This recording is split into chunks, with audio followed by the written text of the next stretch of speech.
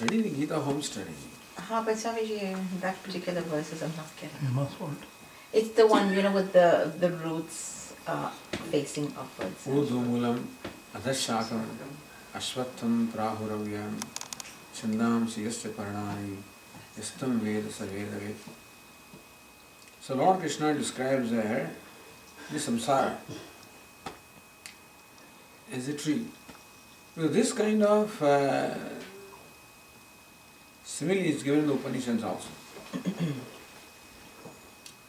Urdhvamulam, its mulam root is urdhvam, above.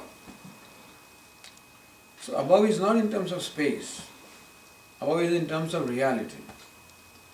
See, in the day-to-day life also, somebody who enjoys a higher position is called above, as compared to another one who enjoys a lower position. In particular in India, command from above, that's above is maybe those who are sitting below also, but they're above in terms of their power, satta. Similarly, the world has a certain reality. Its root is above. Above means of a higher degree of reality. The world is what we call mithya. Its truth is in satyam, paramāthica, absolute reality. So here is the samsara, which is very evident to us. It is called tree also, because in case of tree, the tree part is visible, the roots are not visible. When the tree is standing, you can infer that root must be there. So also the universe is visible. Its root is not visible to us. But we can infer it must have a root. And what's the nature of root? It is a degree of reality higher than the universe. The universe is mithya, the root which is God, or Brahman is Satyam. So that is this tree. It has its branches going up, down and up. Adhaschodham, prasutaha, tasya shakaha. Its branches are stretching out below and above. Where middle is a human being. Below are the embodiments lower than human being. Above are embodiments higher than human beings. That's how the whole tree is. This embodiment is made of three gunas, sattva, rajas and tamas. So the branches are all nurtured by the three gunas, sattva, rajas, tamas. That the sense objects, even this body is like a tree. With all these apertures are sense organs, and they have direct contact with the sense objects. So usually sense objects tempt the sense organs and make them reach out to them, perform action to acquire them. So perform action, there is a result, another action, another result. That's how the roots are spreading. So main root is ignorance and maya. And secondary roots are this raga dvesha, the attachment and aversion. So raga dveshas make you perform action. Action gives the result. Result whether you like or don't like. If you like, raga. Don't like, dvesha. So raga dvesha, action, result, raga dvesha. Action, result, raga dvesha. That's how the roots are spreading. Adhascha mulani, anusandadani, the second roots are all spread in all directions. Karma, they create karma. Well, is this tree real? Narupamasya tathopalabhyate. Although we describe the tree in such a manner that there is an entity like this, but if you really analyze this tree of samsara, you find it doesn't have reality, it's mithya. It doesn't have a beginning, nor has an end. You can't say when the samsara began. You cannot say when will it end. It began, there is no beginning. It will be there as long as ignorance is. So remaining in ignorance, you can never transcend the samsara. Therefore, ashvatthamenam suvirudamulam asanga shastrena dridena chitva. Accept attachment. Yes. So this is the roots of ahankara, mamakara, raga, dvesha, are deep. The only way you can cut asunder is by the acts of detachment. So vairagya will happen. We know the reality. That this is not real, this is mithya. What is evident is mithya, its root is satyam. So what they want you to do is to reach out to satyam through this mithya. By giving up the mithya, then you reach out to satyam. By how you give up mithya? By vairagya, by detachment. Asanga shastrena durayan shitva tatah padam tat parimargitavyam. So when you have developed this, by really contemplating upon the nature of the creation, recognizing that it is mithya, recognizing that remaining in creation, we get more and more entangled in the karma and karma phala. And that because the tree itself is not satyam, its root is satyam.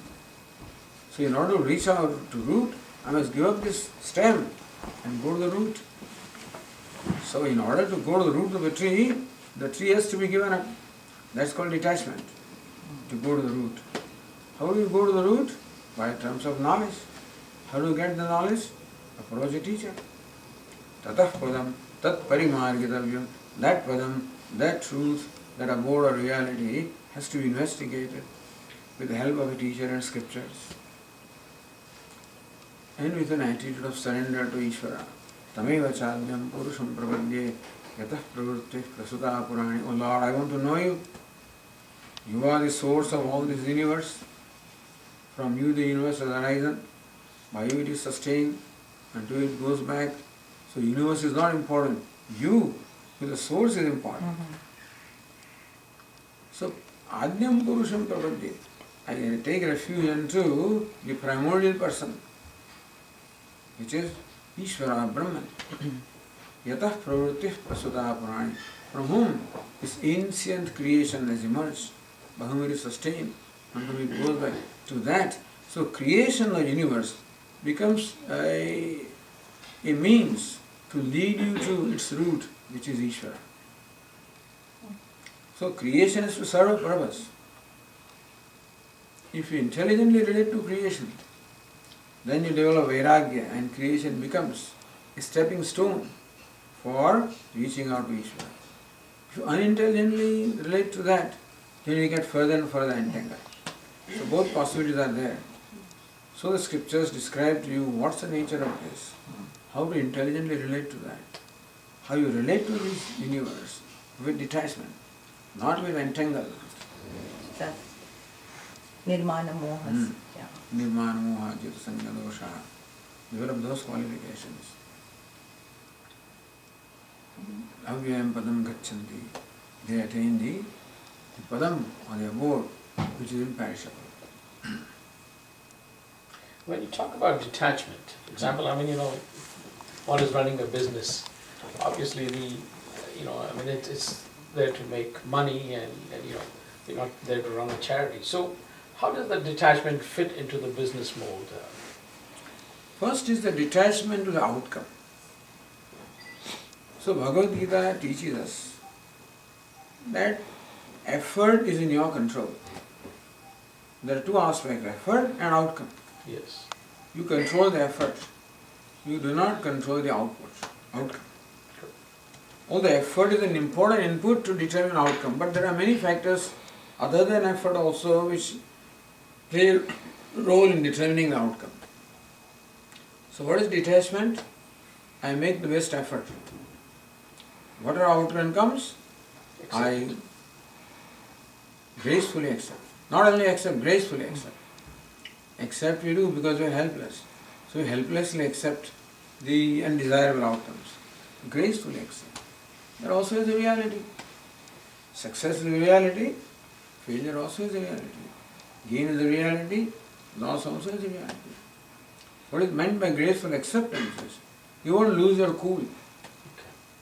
You will not become depressed.